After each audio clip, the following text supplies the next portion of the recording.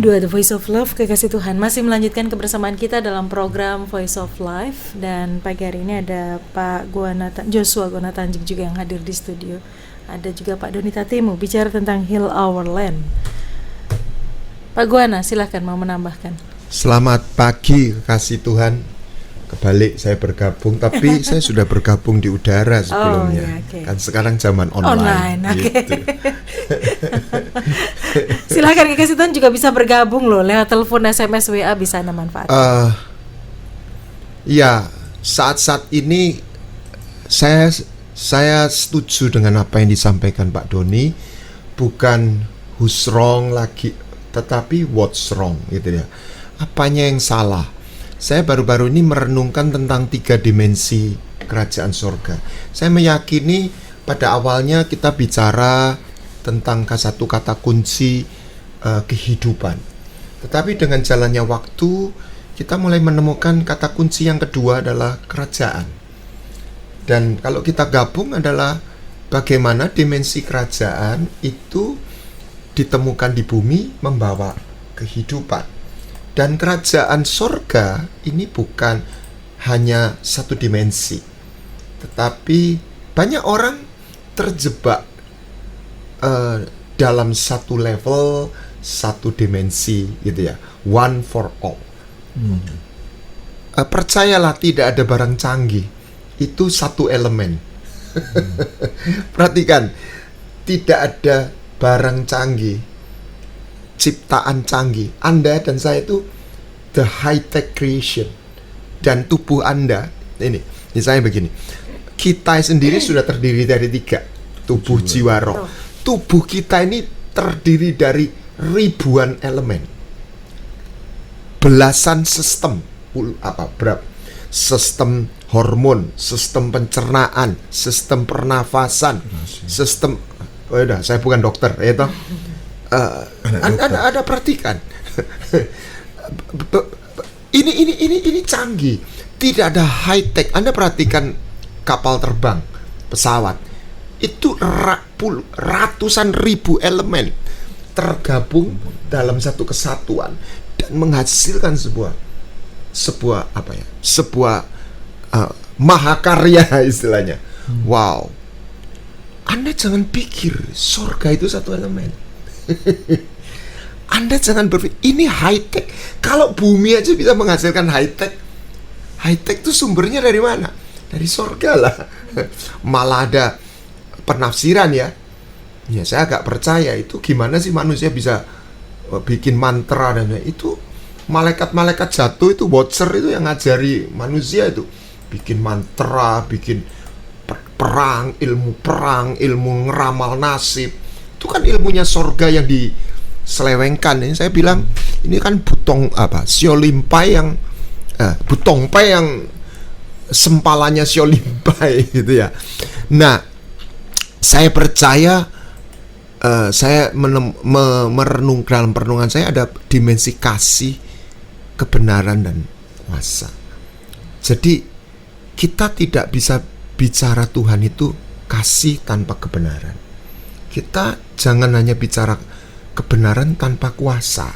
Kita harus menemukan kuasa. Saya coba membahasakan mempercayai cintanya, memahami kebenarannya, melihat kuasanya. Nah, yang kita perlu coba masukkan dalam pikiran dan hati itu adalah mempercayai cintanya, kesetiaannya. Tadi seperti yang disampaikan, jangan berpikir Tuhan menghukum untuk menghukum, bukan menghukum, mengizinkan hal yang jelek atau malapetaka untuk sebuah penghukuman, untuk penghukuman and penalty. Ya, sama seperti orang Israel keluar dari Mesir juga bukan untuk keluar dari Mesir. Tidak ada semua itu, tidak ada yang tidak punya tujuan semuanya. Nah, persoalannya bangsa Israel kan keluar dari Mesir nggak pernah tujuannya untuk apa, kan gitu sih. Ya dia kepepet ya, yang penting keluar. Ya itulah seringkali sikap kita. Nah, kita terjebak pada kebaikan Tuhan. Kita tidak menekankan pengenalan akan Tuhan. Lah Tuhan itu bukan cuma kasih, dia benar, dia adil, dia punya tatanan. kita baru mendalami Taurat ini. Apa sih bedanya peraturan dengan tatanan? Kenapa dosa itu ada setelah Taurat katanya? Ini kalau ngomong sepotong moga-moga nggak bingung. Kalau hutan itu kita ada ekosistem, ada hutan, ada sungai, laut, ya toh, penduduk, pemukiman. Ini kan air naik disedot matahari, menguap jadi hujan. Ada hutan yang menahan. Terus jangan nebang pohon di hutan, sebab akan merusak kok ekosistem. Tapi selama belum ada peraturan, orang nebang juga nggak dihukum kan. Tapi begitu peraturan dikeluarkan, ya kena itulah Taurat gitu. Tapi misalnya nggak ada peraturan, orang nebang dihukum. Dia nggak dihukum sama negara, atau dia nggak ketahuan gitu. Tapi tetap tatanan itu akan menghukum dia. Kenapa? Ekosistem rusak, banjir bandang terjadi, tanah longsor terjadi. Tadi yang disebut Pak Doni, ada hukum yang dilanggar. Katanya ozon mulai menutup. Ya saya nggak tahu itu benar atau salah. Ini kita semua ini mesti katanya ya, moga-moga itu benar. Berita baik yang karena semua negara, Cina yang mengkontribusi polusi berapa persen gitu ya, nggak cuma Cina ya, yang lain juga. Jakarta misalnya, kendaraan berapa juta itu ya, berhenti sebagian, Amerika gitu ya, kota-kota besar lah gitu. Wah, itu polusi yang di diskon itu berapa itu ya, jadi berhenti gitu. Jadi udara lebih segar gitu ya. Konon katanya Surabaya dari level 22 jadi 1.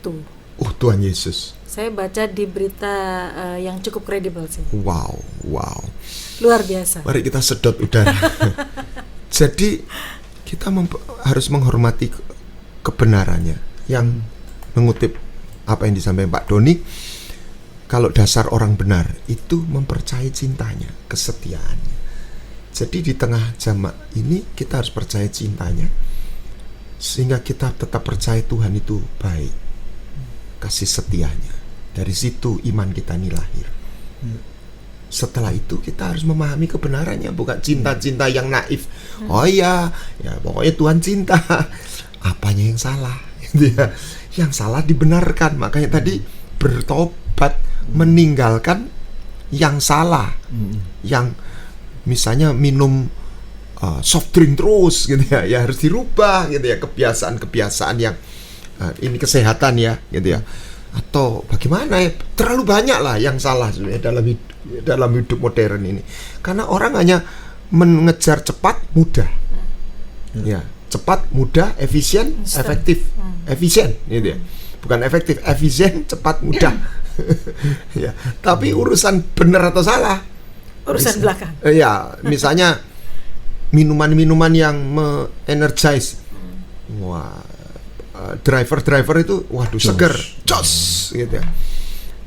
Ya, tapi efeknya nggak tahu gitu. Nah, di situ kita akan melihat kuasanya.